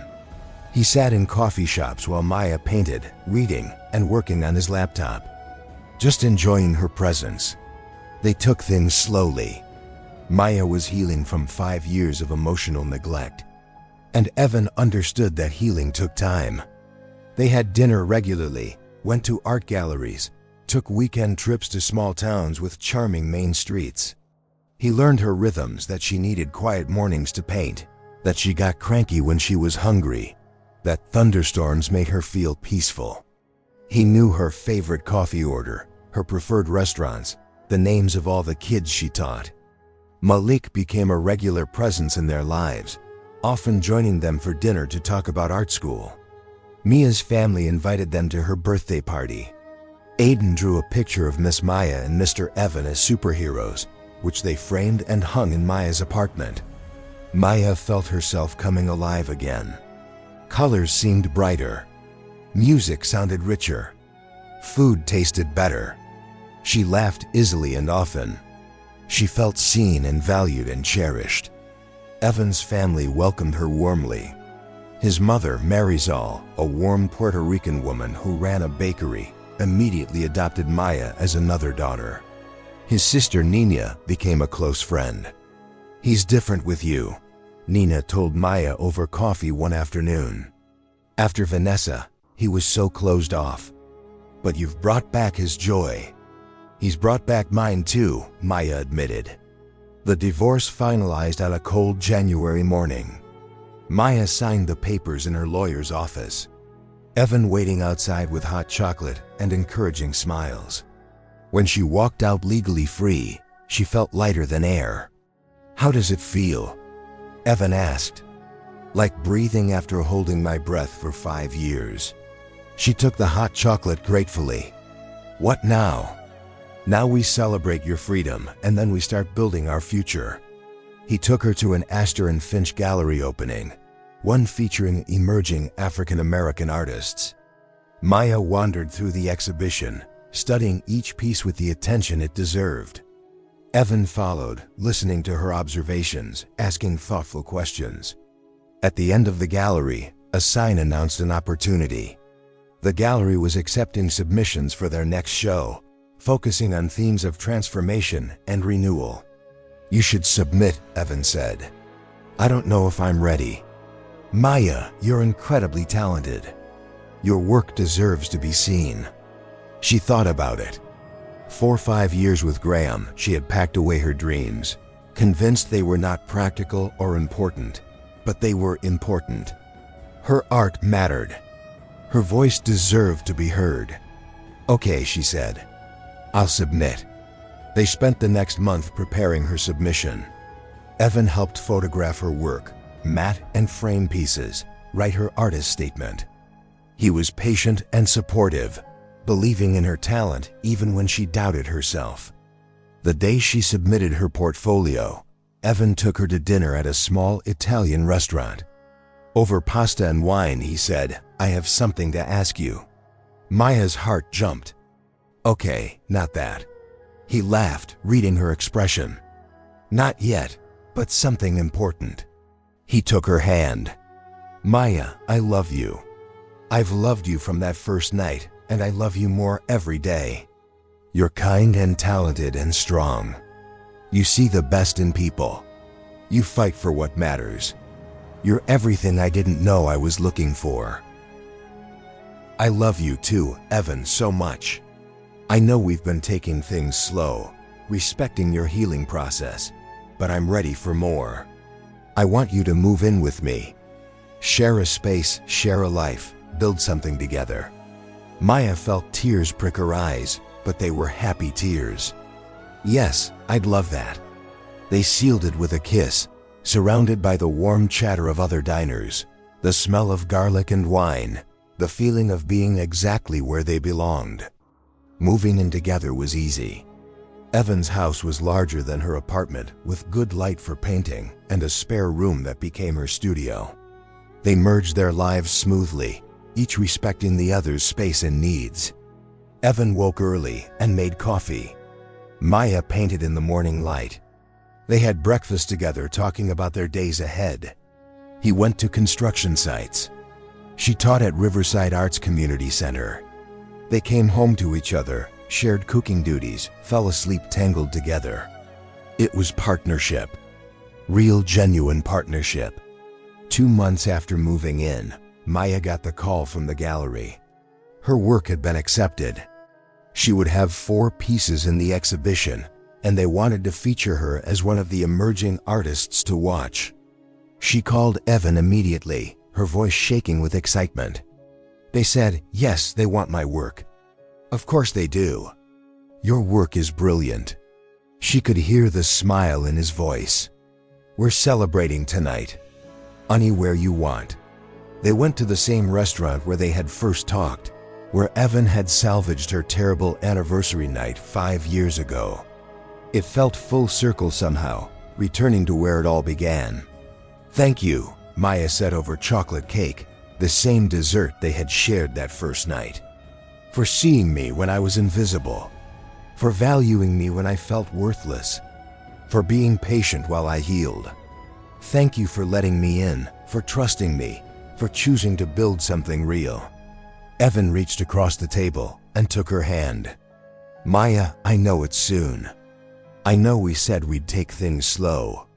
But I also know what I want, and I want forever with you." He pulled out a small box. Inside was a ring, simple and beautiful. A green stone set in silver. "It's peridot," Evan said. "Your favorite color. I know it's not traditional, but nothing about us has been traditional." He smiled. "Maya Collins, will you marry me?" Maya looked at this man who had saved her in so many ways, who had shown her what love actually looked like, who had proven every day that she was worth choosing. "Yes," she said, tears streaming down her face. "Yes, absolutely yes." He slipped the ring on her finger and it fit perfectly, just like them. The wedding was small, just family and close friends.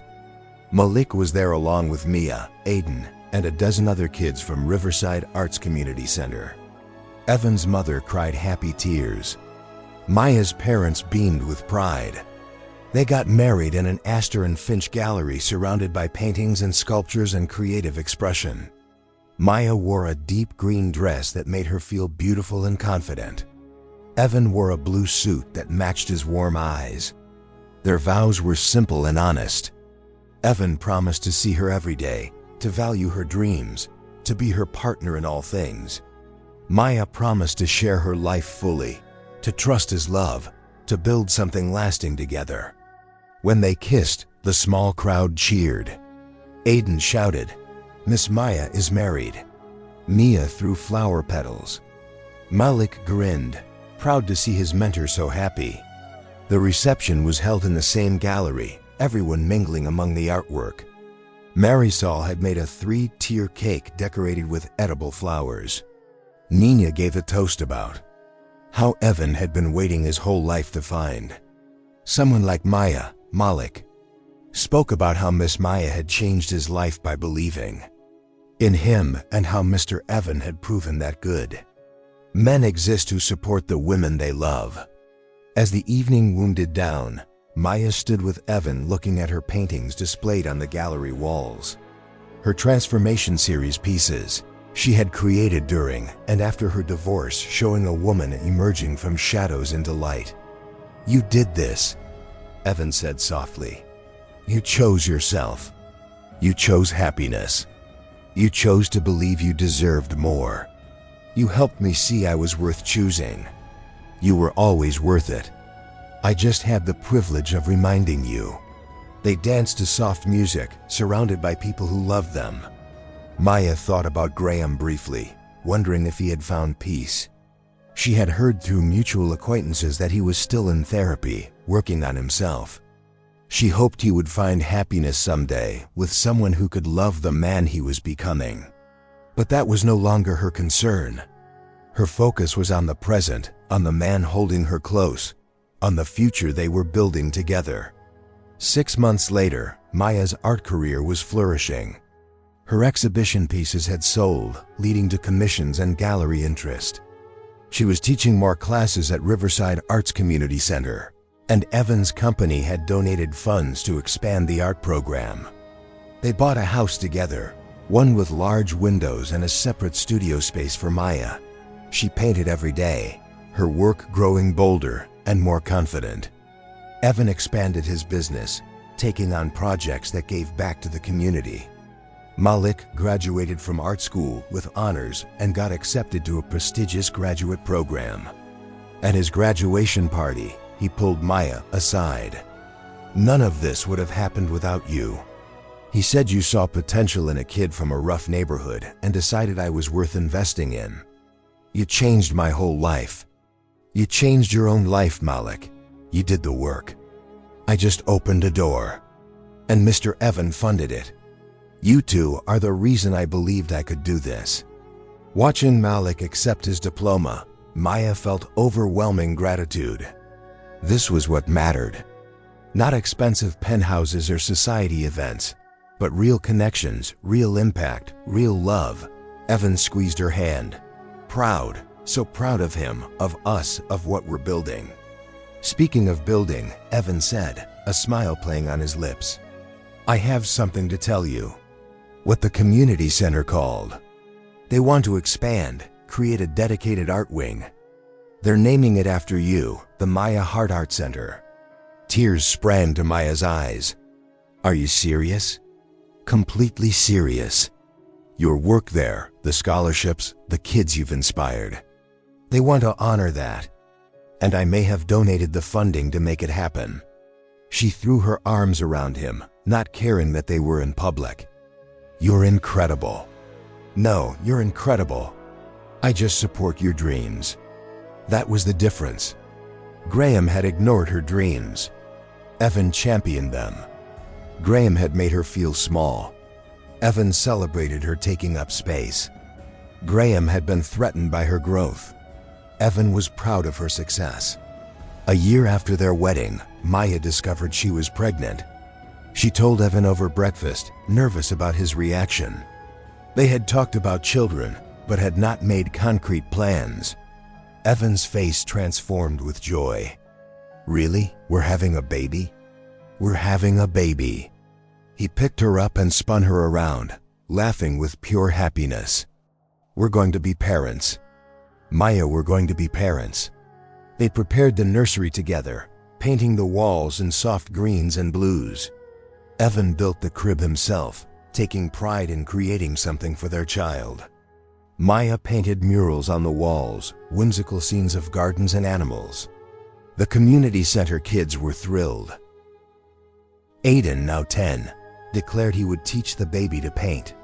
Mia, 13, and showing serious artistic talent, offered to babysit. Malik, finishing his graduate degree, promised to be the cool uncle who took the kid to museums. Marisol knitted blankets and booties. Nina threw a baby shower that filled their house with love and laughter. Maya's mother came to stay for a few weeks, mending their relationship through shared excitement about the new baby.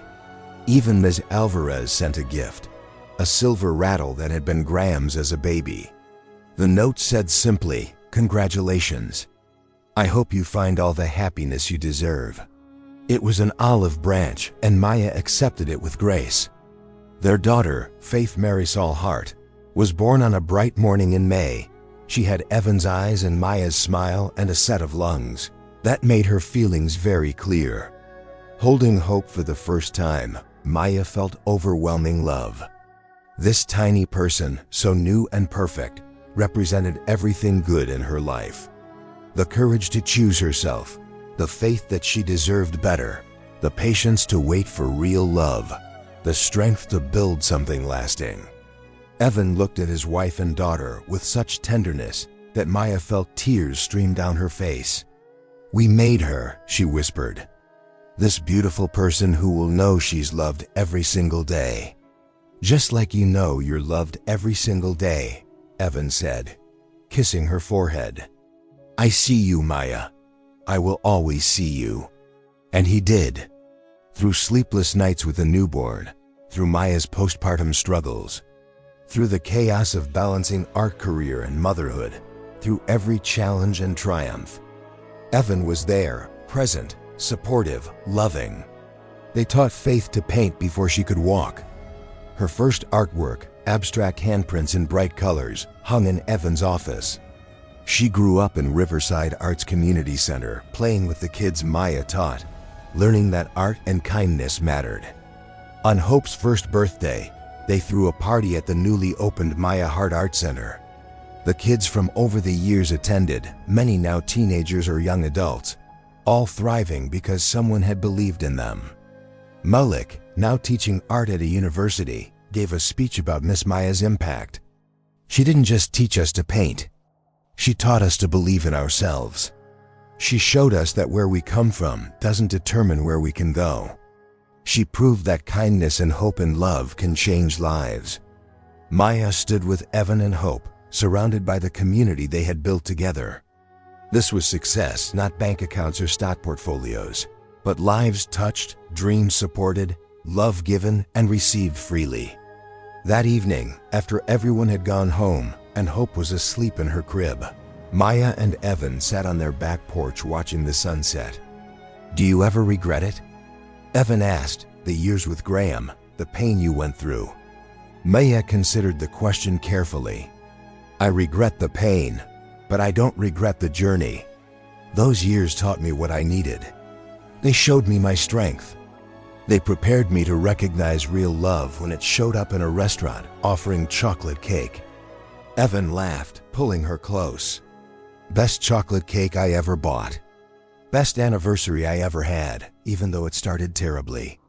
Everything good that's happened started that night. Our life, all of it traced back to you being brave enough to accept kindness from a stranger and you being kind enough to offer it." They sat in comfortable silence, watching the sky turn from orange to pink to purple. Hope made soft sounds through the baby monitor.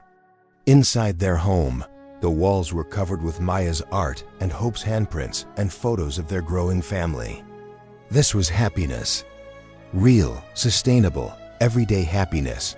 Not dramatic or flashy.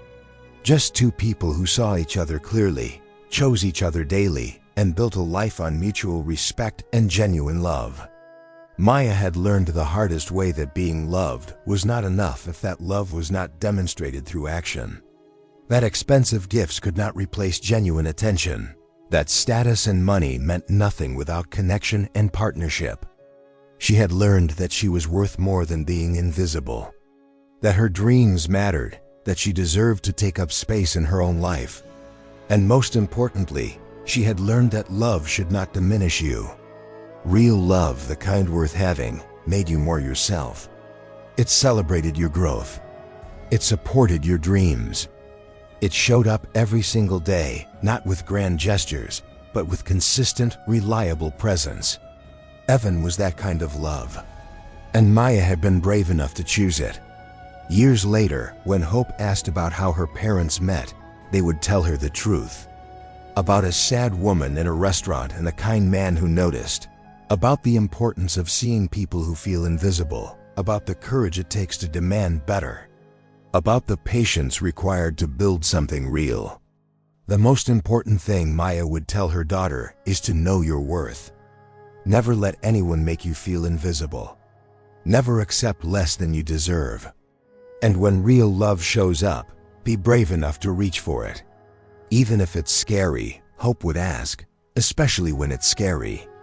The best things in life require courage. And Hope would grow up knowing she was seen, valued, and loved. She would know that kindness mattered more than status. That genuine connection trumped expensive gifts. That love was demonstrated through action, not just words. She would never have to learn these lessons the hard way because her parents had already learned them and built a life that reflected those truths. That was the real happy ending. Not just Maya finding love, but breaking a cycle. Not just escaping an unhappy marriage, but building a healthy one. Not just surviving, but thriving and teaching the next generation that they deserved nothing less. On quiet evenings when Hope was asleep and the world was peaceful, Maya would sometimes think about the woman she had been 5 years ago. Crying in that restaurant, feeling worthless and invisible. Convinced that expensive necklaces were the best she could hope for. She would think about how far she had come, how much she had grown, how brave she had been to choose herself. And she would be grateful for the pain that taught her strength, for the neglect that showed her what she actually needed, for Evan, who saw her when she was invisible and loved her into visibility. Most of all, she would be grateful for her own courage, for demanding more, for refusing to settle, for believing even in her darkest moments that she deserved better, because she did deserve better. Everyone does. And that was the story she would tell. Not just to Hope, but to anyone who felt invisible. Anyone who was accepting less than they deserved. anyone who needed permission to choose themselves. You are worth seeing. You are worth choosing. You deserve love that shows up. Never forget that.